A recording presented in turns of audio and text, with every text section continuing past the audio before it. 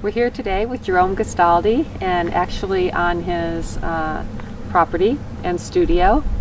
And we are extremely fortunate to be able to meet him in person. We are using his book as a textbook for this course, but I don't think it's really fair to call it a textbook. I would call it an artist book, and I know you've called it, I think you called it a conceptual art piece, right? Correct. I thought it would be nice if you kind of shared what inspired you to write your book, and especially the name of the book. Well, I got the idea from artists that have collaborated with other artists, and my idea was to use this book along with the internet to reach out to people and allow artists, musicians, writers, poets, creative types, thinkers to share their ideas with people globally. And of course the internet right now is providing that opportunity for lots of people, as we're seeing in other areas. And basically it's an opportunity for people to express freely their ideas and communicate to a broader audience. And that's primarily the idea behind the book. Well, you know, I've thought about this a lot, because we're going to have this online community which is sort of limitless in terms of globally reaching anyone, and also the sort of the new literacy for the 21st century, this digital literacy, and that people need to be proficient in it, and the idea of the learner taking an active role in this case in their education is sort of, the technology is sort of caught up to how you've already been thinking about these things. Yeah, I think, well, about 20-something years ago, I was exploring this, this idea of kind of blending film with painting or sculpture or creative objects. And I wasn't really, I would say some of the projects were relatively successful, some were more than others, but I think the way that the technology now is merged, with and the availability of people to use the internet, communicate through the internet, and all, it just seems like the likely movement in that direction that allows people to, to expand on their ideas, share ideas. Of course, you've seen these programs like TED and some of these universitychannel.com.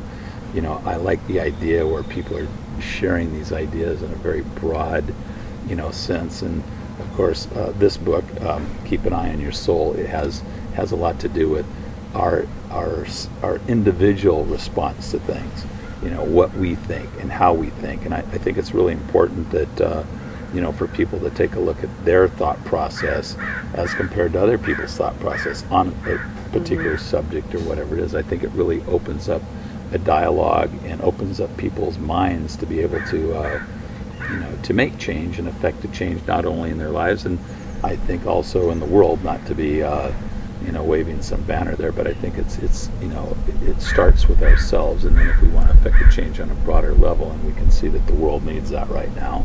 And I think artists are the people that can really make that happen. Artists, writers, musicians, thinkers, people. You look back in history, the people that have really made a difference are the people that designed the pyramids, or the idea behind clothing, or whatever it may be. Just, you can see how it basically infiltrates our daily lives. The car you drive here today, the dress, whatever, it's all influenced by things that have happened in the past. And I think that's what's really interesting about art and creativity. It's a gift, and I think it first starts with looking at ourselves. That's why I keep an eye on your soul. It's like your soul is really who you're about and what it's about. Keep an Eye on Your Soul is a very unusual title. I was wondering what inspired your title. Well, as you know, I write poetry sometimes for specific works of art. So I was working on a piece of art, and I had been thinking about the poem and writing some things down. And what happened is the poem started off with the line that says, "Justice is man's reward," and it says, "No, it's not. Ask the guy next door." and then it goes on, and the poem goes on, and at the very end, as I got towards the end, it was like a voice came to me and said, keep an eye on your soul and deliver that candid message to the world. And I thought about it and all, and it's like the only way you can deliver a message to the world, you or I or anybody else can deliver the message to the world, is through the internet. It's like the first time in history that the average person actually has an opportunity to have a voice. You can see on things like Facebook or whatever that, you know, this is happening. You know, myself, I think from the things that I see in relationship to this book and things that I want to do and participate in, I'm real interested in collaborating and participating with other artists, writers, you know, thinkers, is to use the internet so that it can be something that everybody has access to. And I'd like to highlight things that, you know, people that are actually doing things, not just, okay, here's my children playing in the backyard with our dog and, you know, two lovers on the beach or something. I'm really not too interested in that. I'd like to see, you know, people that are doing something with their ideas, and that interests me, and I'd like to share that with other people, you know. Well, that's kind of interesting in terms of like a new educational model.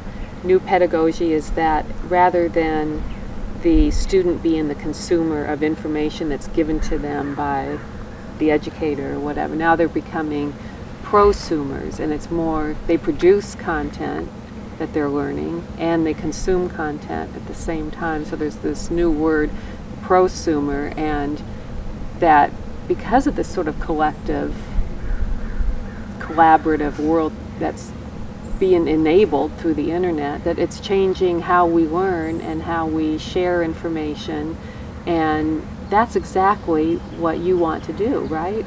I believe, like, one thing that I've always found, and it's a little thing that I've always thought about, and I guess my wife, you know, we've talked about it, is, you know, it's like when you commit things to paper, it's different than just talking about it or thinking about. When you actually organize your thoughts, you think about something and you put it down on paper, and that can be putting it down on paper through art or whatever it is. It's much different. Putting it down on canvas. On canvas, whatever, or, you know, expressing yourself in certain ways. And then, of course, as people have the opportunity to see what you're doing, and then you get feedback, whether it's good or bad, it can somewhat influence, you know, what you may do next time, or maybe influence the piece that you're working on or you're writing or whatever it may be. I know, you know, it's that's probably a little bit like art criticism. You know, like you get a lot of people talking about it. It affects a change in your ideas. Doesn't mean you're going to change them completely, but it definitely gives you an idea how the general population perceives what you're trying to convey. You're also trying to do that through your property, right? Through what you call the bridge. Correct. Right? What is your vision there? Well, what I as you look around the property, and you've been coming here for a number of years now, but the different areas on the property, I've tried to create, you know, where people can come and sit, meditate, think a little bit, express themselves. I know you've observed some of the programs we've done for Down syndrome children, or Susan G. Komen, different, you know, military people that have come from, you know, military or groups of psychologists, this sort of things. You know, I want to look at it as an opportunity for people to come, express themselves, and have an opportunity to produce something that they really can't do necessarily in their home, because, as you know, the way that I work, I'm very messy. If you did that in your home, you'd probably destroy your house. Actually, that was a problem for myself at one time in our home. So you kind of outgrew your studio space. Yeah. And so I think, you know, the whole idea of this is, you know, I have the chapel and this amphitheater here, and then other little gardens and you know, sculpture that's been produced, and I have quite a few artists that come here, and writers, and they'll stay here for a week or a few days, and we're in communication, and, you know, it's sort of a combination studio, artist colony, and health and wellness center. Yeah. all in one. Well, I think my idea of it is, of course, like, you know, the name of the overall property is BTFN, Bridges to Freedom Network. And so it can be a network in the sense like a television program, but it's a network like the internet. I believe it's what the internet was intended to do, to reach out to people. It's a network, and I think anybody can participate in it. And I've always been a believer, if we're making a decision and we have a table here and we've got 10 people and there's a 9-year-old child and they have the best idea, then that's the idea we should go with. I don't want to really, you know, I don't want to have ego involved. And that's probably, you know, one of the things that I feel is, you know, we have to look at the good ideas and to expand on those ideas that can affect a positive change in our lives and in the world. And that's pretty much it. It's a very simple idea. Nothing new, by the way. Connectivity, though. Yeah, absolutely. Like. Connectivity and collaboration. Correct. And so do you see the Bridge network expanding beyond this physical space? Absolutely. As you know, they're using the program in Canada in the women's prisons, and it had been used in Central... You mean they're using this book and your exercises? Yes, and in prisons. And we were in Canada this summer at a conference with about 130 countries, and it's starting now up in the Vancouver area. It's been done for the last year and with great results. And then now it's moving up into Nova Scotia and Calgary area, and we had used it in the prisons like the California Youth Authority, and it's been really fantastic, the response. I mean, I think you know, one of the issues is young people that were incarcerated, as an example, in the California Youth Authority. You know, they're sitting in these cells all day. There's nothing for them, and to our amazement was how, you know, they're all very good artists because they've been tagging the sides of buildings, but basically when they had the opportunity to express themselves, answer a lot of the questions, do a lot of the projects in there, it really opens up the minds of not only the incarcerated, but the psychologists that works with them. Anybody that sees the responses are very simple and non-threatening sorts of things. People seem to really participate and enjoy that, you know, and can get a lot out of it. And of course now they're looking at working with the family members of the prisoners. As in Canada, it's a 70% of the children and family of prisoners end up in prison. That's an unbelievable number. But, you know, Well, that makes me think about when you were talking about the book. It's basically your creative process expressed, right? And then there's exercises that you have developed to just kind of a jumping off point for people, right? Correct. Yeah. Is there a right way or wrong way to do these exercises? No. In fact, I think that's one of the most interesting thing. And you know, we've given this book to many people, and people have worked with it, and of course they purchased the book to go into the prisons up in Canada. But what happens is you'll have one person that has they're going in a completely different direction. Like, you know, we've given the book to somebody, and then they've created separate works of art this large, not working on the pages here, like a whole exhibition of work. And some people really are inclined to do collage. They don't feel comfortable drawing, so they'll do collage with magazines, or they'll write, you know, poetry, and it's fantastic, really. I think, you know, I think the you know, creativity is something that's very special, and I think, you know, our schools, you start off when you're usually children, you're doing artwork and all, and then as you get up a little older, they're not doing it so much. But I think it's something that's involved. It's in all of us, you know, and I think oftentimes it might be a little squelched in our school system, but you know, this ties it all together. You know, literature, I mean, basically everything. Can you share what your idea was when you go through you finish the exercises? What happens to the book? Well, basically, the first part of the book, the way that it's set up is the first portion of the book is my basically me doing the book. A lot of the, as you know, I write poetry sometimes for some of the paintings that I do, and basically it's set up so that, as an example, the one image of the amphitheater where we're sitting right here, that happens to be you know, a piece of art that I have done, and so as you go through, and there's a poem that goes with, as you go through the book, a lot of the imagery, you know, and the poetry you know, is specific to that individual painting, and as you or the person that's using the book goes through it and they start working on the exercises and they go through that, the intentions are, when you complete these, then you flip the book over and you post your own image on the front like this, and you create your own book of your ideas. And then from there you can take, if you choose to, share on the internet your ideas and your creative, you know, your creativity, whether it happens to be music, poetry, painting, performance, whatever it is. The whole idea is to collaborate with other artists, writers, musicians, and poets. So that was the intentions of the book, to be something where we collaborate together as you know, creative people. So you flip the book over and it becomes sort of a personal journal, art journal? Well, it could be something, a journal of your family. It could be a story that you've wanted to write. The book was never really intended to be something you start and then you stop. What it's intended to do is inspire you to be creative, share your ideas, and then you know, through our processes, help people have a opportunity to reach out to other people with their ideas. You know, and that's basically what it is. It's just a, you know, it's like a creative think tank for people. So is there a right or wrong way to do the exercises? No. In fact, that's one of the most amazing things that we've found is, as people get in it, get into it.